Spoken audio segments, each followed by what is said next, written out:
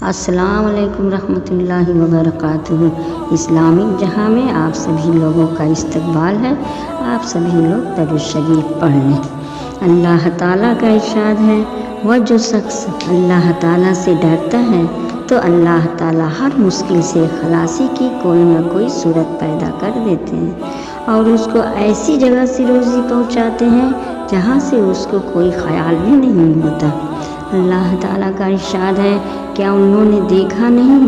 کہ ہم نے ان سے پہلے کتنی ہی ایسی قوموں کو ہلاک کر دیا جن کو ہم نے دنیا میں ایسی قوت دی تھی کہ تم کو وہ قوت نہیں دی۔ جسمانی قوت، مال کی فراوانی، بڑے خاندان والا ہونا، عزت کا ملنا، عمروں کا دراز ہونا، حکومتی طاقت کا ہونا وغیرہ وغیرہ، اور ہم نے ان پر خوب بارشیں برسائیں۔ ہم نے ان کے کھیت اور باغوں کے نیچے سے نہریں جاری کی، پھر باوجود اس قوت و سامان کے ہم نے ان کو ان کے گناہوں کے سبب ہلاک کر دیا اور ان کے بعد ان کی جگہ دوسری جماعتوں کو پیدا کر دیا۔ اللہ تعالیٰ کا ارشاد ہے، مال اور اولاد تو دنیا کی زندگی کی فنا ہونے والی رونق ہے اور اچھے اعمال جو ہمیشہ باقی رہنے والے ہیں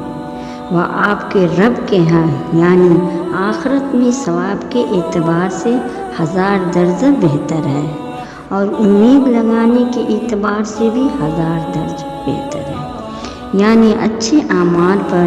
جو امیدیں وابستہ ہوتی ہے وہ آخرت میں پوری ہوگی اور امید سے بھی زیادہ ثواب ملے گا۔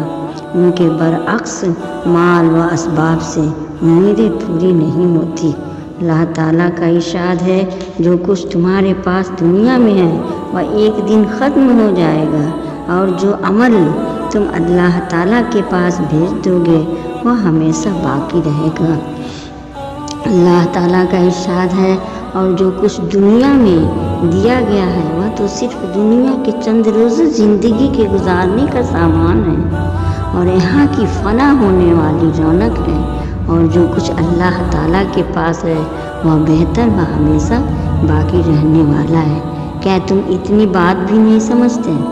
حضرت ابو ہریرہ رضی اللہ تعالیٰ سے روایت کرتے ہیں کہ رسول اللہ صلی اللہ علیہ وسلم نے ارشاد فرمایا، 7 چیزوں سے پہلے نیک عمل میں جلدی کرو۔ کیا تمہیں ایسی تنگستی کا انتظار ہے جو سب کچھ بھلا دے، یا ایسی مالداری کا جو سرکش بنا دے، یا ایسی بیماری کا جو ناکارہ کر دے، یا ایسے بڑھاپے کا جو عقل کھو دے، یا ایسی موت کا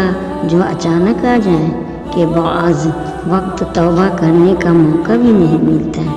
یا دجال کا جو آنے والی چھپی ہوئی برائیوں میں بدترین برائی ہے، یا قیامت تو بڑی سخت اور بڑی کڑوی چیز ہے۔ فائدہ مطلب یہ ہے کہ انسان کو ان 7 چیزوں میں سے کسی چیز کے آنے سے پہلے نیک اعمال کے ذریعے اپنی آخرت کی تیاری کر لینی چاہیے۔ کہیں ایسا نہ ہو کہ ان رکاوٹوں میں سے کوئی بھی رکاوٹ آ جائے اور انسان اعمال صالحہ سے محروم ہو جائے۔ حضرت انس بن مالک رضی اللہ تعالیٰ عنہ روایت کرتے ہیں کہ رسول اللہ صلی اللہ علیہ وسلم نے ارشاد فرمایا، میت کے ساتھ 3 چیزیں جاتی ہیں، 2 چیزیں واپس آ جاتی ہیں اور ایک ساتھ رہ جاتی ہے۔ گھر والے، مال اور عمل ساتھ جاتے ہیں، پھر گھر والے اور مال واپس آ جاتا ہے اور عمل ساتھ رہ جاتا ہے۔ حضرت عمر رضی اللہ تعالیٰ عنہ سے روایت ہے کہ رسول اللہ صلی اللہ علیہ وسلم نے ایک دن خطبہ دیا جس میں ارشاد فرمایا، غور سے سنو، دنیا ایک عارضی و وقتی سودا ہے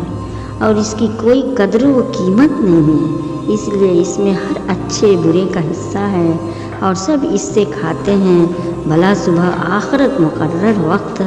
پر آنے والی سچی حقیقت ہے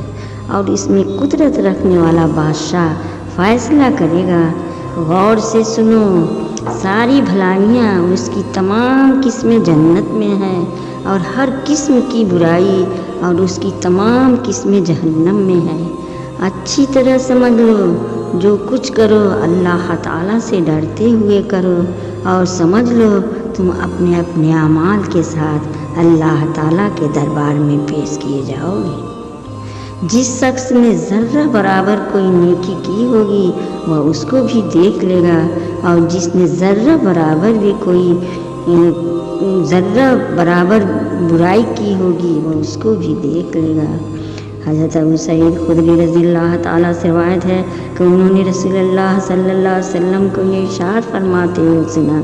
جب بندہ اسلام قبول کر لیتا ہے اور اسلام کا حسن اس کی زندگی میں آ جاتا ہے تو جو برائیاں اس نے پہلے کی تھی تو اللہ تعالیٰ اسلام کی برکت سے ان سب کو معاف فرما دیتا ہے۔ اس کے بعد اس کی نیکیاں اور برائیوں کا حساب یہ رہتا ہے کہ ایک نیکی پر 10 گنا سے 7 گنا تک ثواب دیا جاتا ہے، اور برائی کرنے پر وہ اس کی ایک ہی برائی کا سزا کا مستحق ہوتا ہے۔ ہاں البتہ اللہ تعالیٰ اس سے بھی درگزر فرما دیں تو بات دوسری ہے۔ فائدہ یہ ہے کہ زندگی میں اسلام کے حسن کا آنا یہ ہے کہ دل ایمان کے نور سے روشن ہو اور جسم اللہ تعالیٰ کی فرما برداری سے آراستہ ہو۔ حضرت عمر رضی اللہ تعالیٰ سے روایت ہے کہ نبی کریم صلی اللہ علیہ وسلم نے ارشاد فرمایا، اسلام کے ارکان میں سے یہ ہے کہ دل و زبان سے تم یہ شہادت ادا کرو کہ اللہ تعالیٰ کے سوا کوئی الہ نہیں، کوئی ذات عبادت و بندگی کے لائق نہیں، اور یہ ہے کہ محمد صلی اللہ علیہ وسلم ان کے رسول ہیں، اور نماز ادا کرو، زکوٰۃ ادا کرو، رمضان کے روزے رکھو، اور اگر تم حج کی طاقت رکھتے ہو تو حج بھی کرو۔ حضرت ابو ہریرہ رضی اللہ تعالیٰ سے روایت ہے کہ نبی کریم صلی اللہ علیہ وسلم نے ارشاد فرمایا، اسلام یہ ہے کہ تم اللہ تعالیٰ کی عبادت کرو اور ان کے ساتھ کسی کو شریک نہ ٹھہراؤ، نماز قائم کرو، زکوٰۃ ادا کرو، رمضان کے روزے رکھو، حج کرو، نیکی کا حکم کرو، برائی سے روکو، اور اپنے گھر والوں کو سلام کرو۔ جس شخص نے ان میں سے کسی چیز میں کچھ کمی کی تو وہ اسلام کے ایک حصے کو چھوڑ رہا ہے، اور جس نے اس سب کو بالکل ہی چھوڑ دیا اس نے اسلام سے منہ پھیر لیا۔ حضرت حذیفہ رضی اللہ تعالیٰ سے روایت ہے کہ نبی کریم صلی اللہ علیہ وسلم نے ارشاد فرمایا، اسلام کے 8 حصے اہم ہیں۔ ایمان ایک حصہ ہے نماز پڑھنا، ایک حصہ ہے زکوٰۃ دینا، ایک حصہ ہے حج کرنا، ایک حصہ ہے اللہ تعالیٰ کے راستے میں جہاد کرنا، ایک حصہ ہے رمضان کے روزے رکھنا، ایک حصہ ہے نیکی کا حکم کرنا، ایک حصہ ہے برائی سے روکنا، ایک حصہ ہے بلا صبح وہ شخص ناکام ہے جس کا اسلام کے ان اہم حصوں میں سے کسی میں بھی کوئی حصہ نہیں ہے۔ حضرت ابن عباس رضی اللہ عنہ سے روایت ہے